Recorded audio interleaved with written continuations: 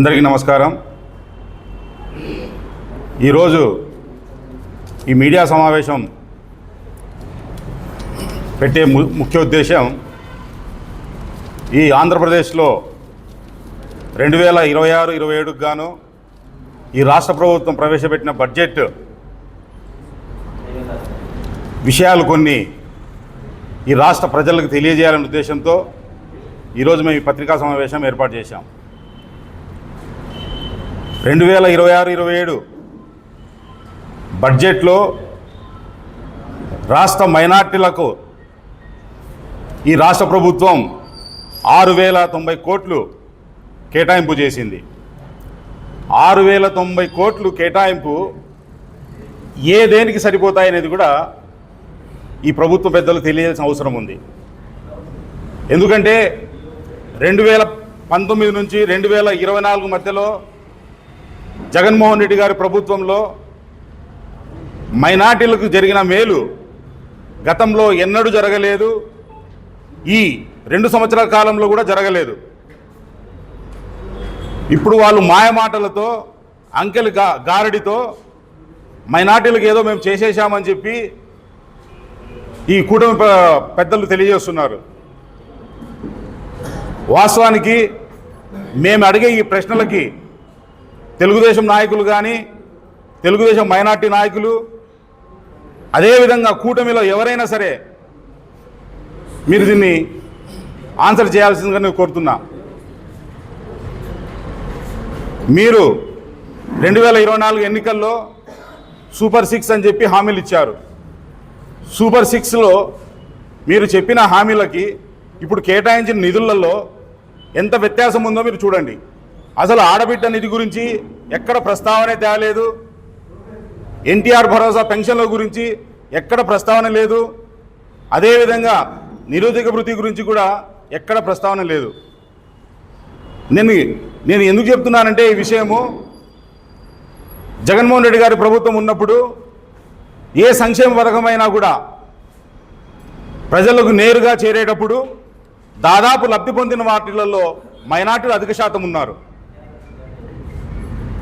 ఇప్పుడు ఈ ప్రభుత్వం చూపిస్తున్న అంకెల గారిడితో మైనార్టీలకు ఎటువంటి లబ్ధి చేరేది కాక అనవసరంగా ఇటువంటి ప్రభుత్వం పాలనలో మేము ఉన్నామని చెప్పి కూడా ఆలోచించే ఇది ఆవశ్యకత ఏర్పడింది। 2025 ఏప్రిల్ నెలలో సబ్సిడీ రుణాలు ఇస్తామని ఈ కూటమి పెద్దలు మొత్తం రాష్ట్ర వ్యాప్తంగా అందరి దగ్గర అప్లికేషన్లు తీసుకున్నారు। 2025 ఏప్రిల్లో దాదాపు సంవత్సర కాలం పూర్తి అయిపోయింది, దాని గురించి ఎటువంటి ప్రస్తావన లేదు, ఈ బడ్జెట్లో నిధులు కేటాయింపు లేదు। ఇది మాయమాట కాదా? మీరు ప్రజలకు మోసం చేసినట్టు కాదా? అదేవిధంగా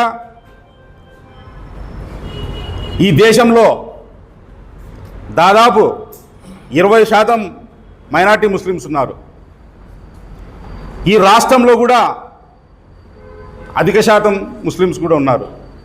మేము అడిగేది మా హక్కుగా మాకు ఉపాధి కల్పించండి, విద్యా అవకాశాలను పెంచండి, సంక్షేమ పథకాలను కూడా మైనార్టీలకు చేరువైనట్టు చేయండి అని చెప్పి కోరుకుంటారు మైనార్టీలు। కానీ ఈ ప్రభుత్వం అన్ని విధాలుగా అన్ని రకాలుగా మైనార్టీలు మోసం చేస్తూ కాలం గడిపేస్తుంది। ఇదే విధంగా వాళ్ళు ఈ ఎన్నికల ముందు ప్రతి మసీదుకి ఆర్థిక సహాయంగా మేము నెలకు 5,000 ఇస్తామని చెప్పి గతంలో చెప్పారు। ఈ 20 నెలల కాలంలో మసీదులకు ఏమైనా ఆర్థిక సాయం చేశారా? బడ్జెట్లో అయినా కూడా దాని గురించి ప్రస్తావన తెలిపారా? ఇవన్నీ బడ్జెట్కి సంబంధించినటే, మైనార్టీ వెల్ఫేర్కి సంబంధించినవి మొత్తం బడ్జెట్లో ఉండే ఈ 40 పేజీలు, కానీ దాంట్లో ఎక్కడా దాని ప్రస్తావనే తీసుకురాలేదు। అదేవిధంగా దుల్హన్ పథకం గురించి దానికి ఏమైనా కేటాయింపు ఉందా? అది లేదు। 2019 నుంచి 2024 వరకు తెలుగుదేశం నాయకులు సందు గల్లీ మేము రంజాన్ తోఫా ఇచ్చాము, జగన్మోహన్ రెడ్డి గారు ఇవ్వలేదని చెప్పారు।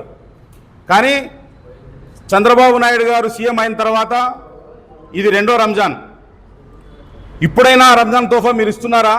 అని చెప్పి తెలుగుదేశం వారి నాయకులు నేను ప్రశ్నిస్తున్నా.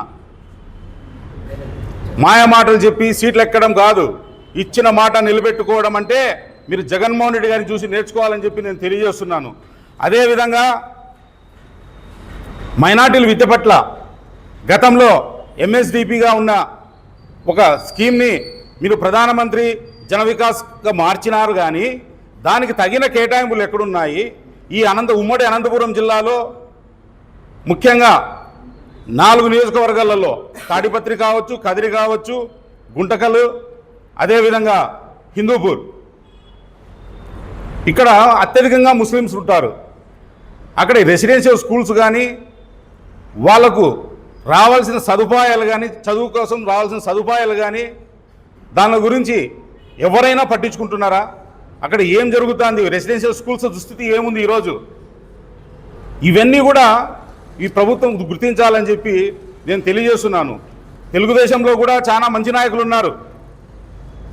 మేము ప్రతిపక్షంలో ఉన్నామని చెప్పి ప్రతి ఒక్కటి విమర్శించడం మా పని కాదు.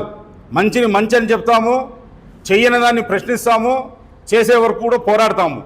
ఆ మాటను ఎందుకంటున్నానంటే ఈ వక్ఫ్ బోర్డు భూముల విషయంలో కూడా నెల్లూరు ప్రాంతంలో మీరు ఇంటర్నేషనల్ మైనార్టీల కోసం ఇంటర్నేషనల్ స్కూల్ తీసుకొస్తున్నారు, స్వాగతిస్తున్నాం. అదేవిధంగా గుంటూరు ప్రాంతంలో అంజుమాన్ ఇస్లామిక్ సంస్థకు సంబంధించిన భూముల్ని ప్రభుత్వము ఇండస్ట్రీ పార్క్ కోసం మార్చేదానికి మేము వ్యతిరేకిస్తున్నాము. మీరు ఎటువంటి దానికి సంబంధించి ఎటువంటి పెద్ద సంప్రదింపులు లేకుండా డైరెక్ట్గా మీరు అది ప్రభుత్వ భూమిగా మీరు మార్చేసుకొని ఇండస్ట్రియల్ పార్క్ కోసం కేటాయించమన్నారు. దానికోసం ఖచ్చితంగా వైఎస్ఆర్ కాంగ్రెస్ పార్టీ వ్యతిరేకిస్తుంది. మంచిని మంచిగానే చెప్తాము. మైనార్టీలకు ఏదైనా జరిగే ఆటంకాన్ని మేము ఖచ్చితంగా పోరాడతాం. ఆటంకం కలిగిస్తే ఖచ్చితంగా దానికి పోరాడతామని తెలియజేస్తున్నాను. అదేవిధంగా నేను చివరిగా ఒకటి చెప్పదలుచుకున్నాను. మైనార్టీలు కేవలం ఓటు బ్యాంకుకు మాత్రం చూడొద్దండి. ఈ దేశంలో మా భాగస్వామ్యం కూడా ఉందని గుర్తించాలి. మాకు హక్కుగా వచ్చేటి ఖచ్చితంగా కల్పించాలని చెప్పి నేను తెలియజేస్తున్నాను. గతంలో జగన్మోహన్ రెడ్డి గారు ముఖ్యమంత్రిగా ఉన్నప్పుడు సబ్ప్లాన్ అమలు పరిచి సబ్ప్లాన్కు నిధులు కేటాయించి మైనార్టీలకు మంచిగా చేసిన నాయకుడు జగన్మోహన్ రెడ్డి గారు. అదేవిధంగా గతంలో సంచార కమిటీ కూడా నివేదిక ఇచ్చింది. ఆ నివేదికని ఇప్పటి వరకు కూడా రాష్ట్ర ప్రభుత్వాలు కానీ కేంద్ర ప్రభుత్వాలు కానీ కూడా దాన్ని పాటించడం లేదు, గుర్తించడం లేదు. కాబట్టి మైనార్టీలు కేవలం ఓటు బ్యాంకుగా చూడొద్దండి. మైనార్టీలు కూడా ఈ రాష్ట్రంలో, ఈ దేశంలో ఒక ప్రజలుగా గుర్తించి మాకు హక్కుగా వచ్చే ప్రతి హక్కుని మాకు ఇవ్వాల్సిందిగా కోరుతున్నాను. Thank you.